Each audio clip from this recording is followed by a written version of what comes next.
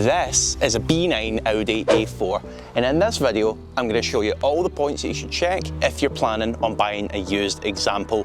I'll also talk about some of the more interesting quirks about the car and also the type of spec that you should aim for when you're buying yours. Let's go!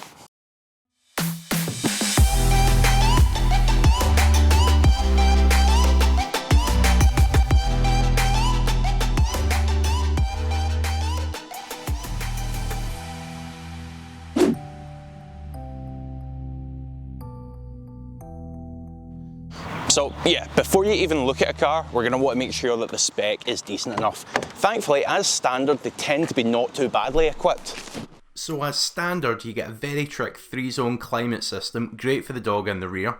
You get xenon headlights and Bluetooth. Hi Mum. Hello. As well as digital radio. And if you go for the rather handsome Avant model, you get the auto tailgate as well. Someone did actually see me get in here, must think I'm a bit mental. Now one thing you do want to try and do, however, is jump up to the sport model, because it gives you this rather dapper looking steering wheel, and it also gives you sat nav on the middle screen, which is actually pretty good as far as car systems go. Not too sure how either of those donate to being particularly sporty, but there you go. And one thing to note, however, is we do have Apple CarPlay in here as well, so it maybe makes the sat nav a little bit redundant. If you're an iPhone user, you're probably going to use Google Maps because it's better, let's face it. Now, one thing to bear in mind is that an awful lot of cars of this type are used as repmobiles for salesmen travelling up and down the country. Then you come along and buy it. So whilst outright damage might be quite rare, what we want to be careful to check for on cars of this type is damage that maybe hasn't been repaired to the best standard. What happens is their lease expires, they need to hand the car back, and then they'll quickly find someone to do a repair on that scuff or that scratch that happened months ago. So make sure you go around the body, check for any nasty looking repairs, any bad colour matches, any misaligned panels. Be careful with that.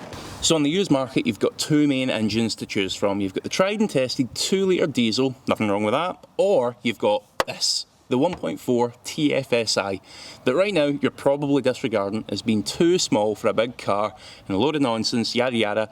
However, just like me, you're probably in for a surprise if you do give this engine a try.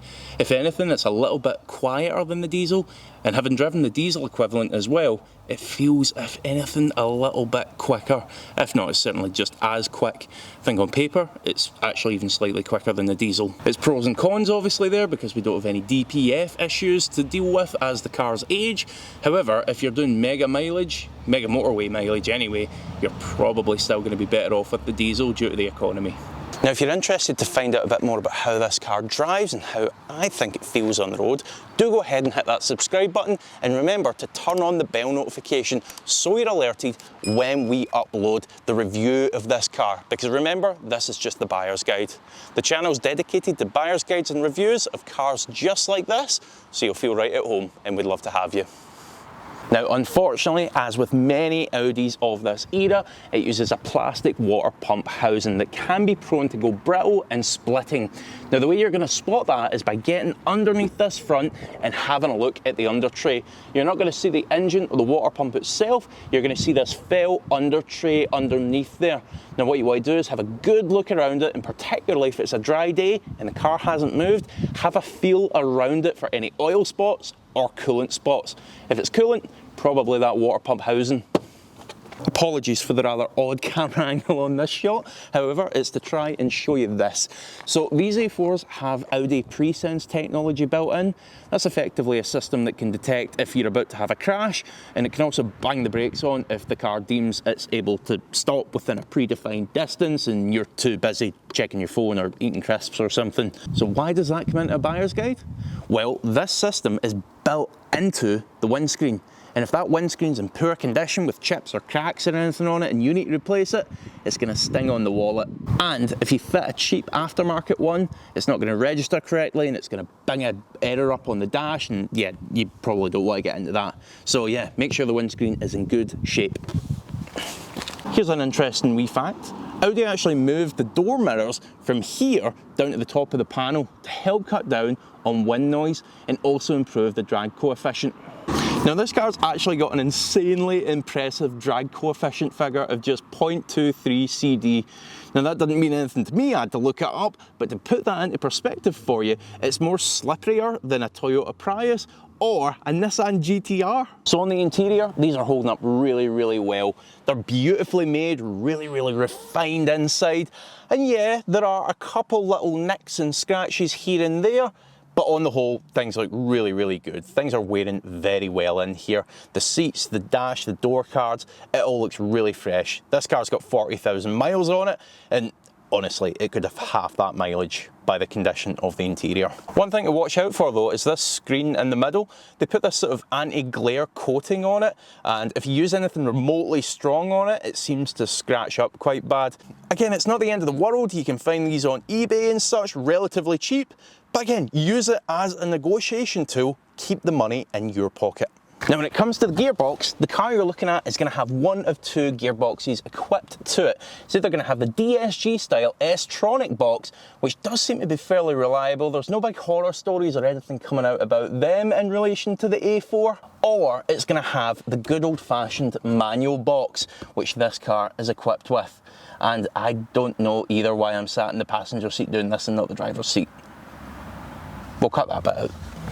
Now, if you are lucky enough to be looking at a car that's got the really rather beautiful virtual cockpit, that is when the screen is one big gorgeous display, then you're a lucky sod. That's my first point. Second point is they can be prone to failure. Some of the earlier units would start to flicker, some of them would reboot mid-drive. So certainly if you're looking at a car, if you're test driving a car and the screen reboots as you're driving along, that is a unit headed for failure. Don't let the salesman talk you round to anything otherwise.